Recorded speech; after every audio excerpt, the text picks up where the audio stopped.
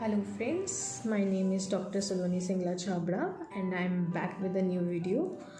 इस वीडियो में हमारा मेन पर्पस बात करने का ये है कि हमें ऑपरेशन कब करवाना चाहिए और हम दवाइयों से कब इलाज करवा सकते हैं। बहुत सारे केसेस होते हैं जिसमें पेशेंट आके बोलते हैं कि हमें हिस्टेरेक्टमी करवानी है, फलाने डॉक्टर ने हमें बोला है, रसौली हो गई है इसलिए हमें ऑपरेशन करवाना है, हमें पानी की गांठें बन गई हैं इसलिए हमें ऑपरेशन करवाना है, डिस्चार्ज ख़त्म नहीं हो रहा है इसलिए हमें ऑपरेशन करवाना है, या फिर हमें अंडेदानी के अंदर गांठें हो गई हैं इसलिए हमें ऑपरेशन करवाना है। तो ऑपरेशन क्या करवाना ज़रूरी ही है? क्या आपको सबने सही गाइड किया है? ऑपरेशन के बिना क्या इलाज है ही नहीं।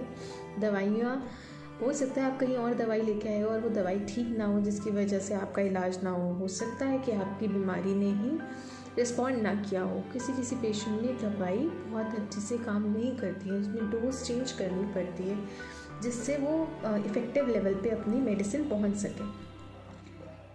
आज हम बात करेंगे RPOCs के बारे में। RPOCs यानी कि जो बच्चेदानी में आपकी अवशेष रह जाते हैं बच्चा गिरने के बावजूद कभी कभी अपने आप से ब्लीडिंग हो जाती है, तो थोड़ा बहुत टुकड़ा रह जाता है जिसकी वजह से बार बार ब्लीडिंग होती रहती है।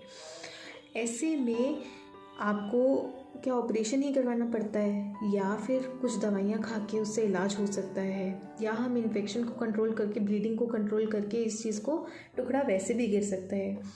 तो आज हम इस बारे में बात करेंगे कि दवाइयाँ किस कंडीशन में हम दे सकते हैं और किस कंडीशन में दवाइयों से कोई फ़ायदा नहीं होने वाला है। देखिए, अगर तो आपका जो RPOCs का साइज़ है अल्ट्रासाउंड पे लेस देन 1.5 सेंटीमीटर 2 सेंटीमीटर्स तक आता है, then we can avoid DNC। Vascularity अगर कम है, खून जो उसमें अवशेष में जा रहा है उसकी जो वेसल सप्लाई अगर पूरी तरह से चली गई हैं तो वैसे ही वो गल के अपने आप से गिर जाएगा, तो उसमें भी आपको चिंता करने की बात नहीं है, वो अपने आप से ख़त्म हो जाएगा। तीसरी चीज़ हम जो देखते हैं, कई बार ब्लीडिंग, जब भी कहीं से ब्लीडिंग लगातार होती है वहाँ पे पस हो जाती है या इन्फेक्शन हो जाता है। जैसे अगर कहीं कोई घाव है जो आपका ठीक नहीं हो रहा है, उसमें पस पड़नी शुरू हो जाती है। ऐसे ही यूट्रस के अंदर भी अगर कभी आपको जो घाव है वो ठीक नहीं हो रहा है और वो बार बार खून आए जा रहा है तो उसमें पस पड़नी शुरू हो जाती है। तो हम ये देखते हैं कि TLC काउंट्स आपके ठीक हैं, आपका HB ठीक है। HB हम क्यों देखते हैं कि अगर खून जा रहा है बार बार तो HB डाउन हो जाएगा, तो उसमें हीलिंग पावर, इम्यूनिटी जो है पेशेंट की कम हो जाती है जिसकी वजह से उसको इन्फेक्शन होने के चांसेस ज़्यादा हो जाते हैं। और दूसरा, बहुत ज़्यादा कम HB के साथ हार्ट फेलियर के चांसेस होते हैं। तो HB जो है एक इम्पॉर्टेंट क्राइटेरिया होता है, मेडिसिनल ट्रीटमेंट हम दे सकते हैं या नहीं उस चीज़ का। तीसरी चीज़ TLC काउंट्स, कि आपको इन्फेक्शन कितना ज़्यादा है, इन्फ्लेमेटरी मार्कर्स वो कितने हैं, आपके रेज्ड हैं या नॉर्मल है, उस पर डिसाइड हम करते हैं कि आपको हम मेडिकल ट्रीटमेंट दे सकते हैं या नहीं दे सकते हैं। ठीक है। और इसके अलावा मान लो ये सब देख लिया, आप मेडिकल ट्रीटमेंट से ठीक हो जाते हैं, मेडिकल ट्रीटमेंट आपको दे सकते हैं, या फिर आपको मेडिकल ट्रीटमेंट हम नहीं दे सकते, इसका डिसीजन हमने कर लिया।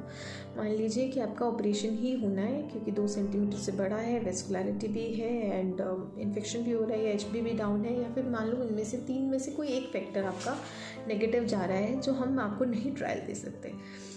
तो ऐसा है तो आपको कौन सा ऑपरेशन करवाना चाहिए?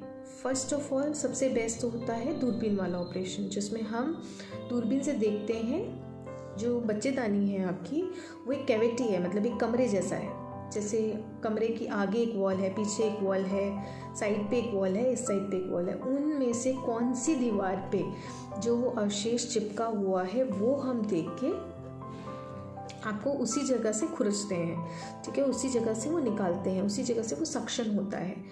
तो मान लो आगे वाली वॉल पे, तो बाकी की वॉल्स को हमें निकालने की ज़रूरत नहीं है, उसका मांस निकालने की ज़रूरत नहीं है, उससे ब्लीडिंग नहीं होगी। और जो अगर बहुत ज़्यादा बच्चेदानी को खुरच देते हैं तो एक सिंड्रोम होता है, एशरमैन सिंड्रोम। उसमें क्या होता है, जो फाइब्रोसिस, मतलब जो जैसे कोई घाव है जो सूखता है वो एक स्कार सा छोड़ देता है कहीं पे भी। मान लो आप कहीं हाथ पे कट लग गया है तो वहाँ पे एक स्कार रह जाता है, वहाँ पे बहुत, मतलब 5-6 महीने तक कट डीप हो तो वहाँ पे एक स्कार रह जाता है। अगर बहुत सुपरफिशियल कट हो तो वो स्कार कुछ 2-3 दिन में, मतलब 15-20 दिन में वो घाव ख़त्म हो जाता है। लेकिन अगर थोड़ा डीप स्कार है, मतलब डीप चोट है, आपको डीप कट लग गया है, तो उसका स्कार बहुत सालों तक जाता नहीं है। ऐसे ही बच्चेदानी के अंदर जो मान लो हमें बहुत ज़्यादा खुरच दिया, हमें ये तो पता नहीं चलता है कि कितना खुरचना है कितना नहीं खुरचना है, तो क्यूरेटाज जो हम करते हैं, जो पहले की एक, अभी तो नहीं, अब तो कोई बहुत कम जगह पे गाँव में शायद होती हूँ अंदर, पर डॉक्टर्स तो मेरे हिसाब में कोई क्यूरेटाज नहीं करता होगा, ठीक है। जो क्यूरेटाज करते हैं उससे, क्यूरेटाज से बहुत ज़्यादा जो मांस वो निकल जाता है, उसकी वजह से जो घाव है बहुत ख़राब बनता है, डीप स्कार बन जाता है, तो उसकी वजह से वहाँ पे फाइब्रोसिस हो जाता है। फाइब्रोसिस होने की वजह से वो बच्चेदानी बच्चे पैदा करने के लायक नहीं रह जाती, उसका फिर काफ़ी महंगा ट्रीटमेंट करवाना पड़ता है कि बच्चेदानी के लिए एंडोमेट्रियम दोबारा, और उसमें भी कोई गारंटी नहीं होती कि एंडोमेट्रियम दोबारा से रीजनरेट हो पाएगी या नहीं पाएगी, मतलब दोबारा पनप पाएगी कि नहीं पनप पाएगी। लोगों को कई बार महीना आना भी बंद हो जाता है इसकी वजह से। So it's a major issue. First of all आपको कहीं पे भी हॉस्पिटल में जाना है या नर्स के पास जाना है, गाँवों में आप लोग इलाज करवाते हो तो उसमें दाइयाँ क्यूरेटाज करती हैं, उनके पास सक्शन मशीन नहीं होती है, उसमें आपके यूट्रस पे इफेक्ट आने के चांसेस बहुत ज़्यादा हैं। तो आप ऐसा मत करो, हॉस्पिटल में जाके इलाज करवाओ, सक्शन एंड इवैक्यूएशन करवाओ।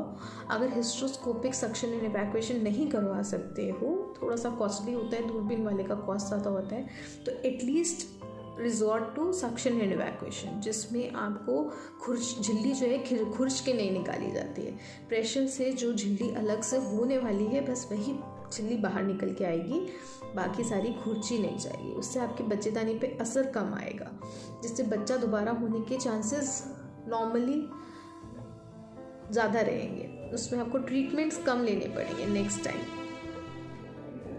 ठीक है। और बेस्ट तो यही है कि अगर मेडिसिन से अगर ट्रीटमेंट हो जाए तो बेस्ट ही है, अगर नहीं है तो इन्फेक्शन का रिस्क भी नहीं लेना है, क्योंकि इन्फेक्शन भी अगर हो जाता है तो कहीं पे अगर पस पड़ती है तो वहाँ पे फाइब्रोसिस होता है, वहाँ पे वही दोबारा से एशरमन सिंड्रोम जो मैंने आपको बताया, बहुत ज़्यादा फाइब्रोसिस हो जाता है, स्कार्ड हो जाता है, जिसकी वजह से एंडोमेट्रियम दोबारा पनप नहीं पाती है। सो हम लोगों को मेन पॉइंट्स क्या हुए, हमें एक तो अल्ट्रासाउंड करवाना है, अगर अवशेष रह गए, अल्ट्रासाउंड की फाइंडिंग्स पे डॉक्टर आपके बताएंगे कि आपको क्या क्या चीज़ें गलत हैं इसमें, क्या क्या ठीक है, उसके हिसाब से ऑपरेशन ही होना है या आप नॉर्मल ट्रीटमेंट करवा सकते हो, मेडिसिनल ट्रीटमेंट करवा सकते हो। Once the decision is made, आपका एक डिसाइड हो गया कि ऑपरेशन होना है या मेडिकल मैनेजमेंट होना है, तो कौन सा मेथड ऑफ आपको डीएनसी ऑप्ट करना है।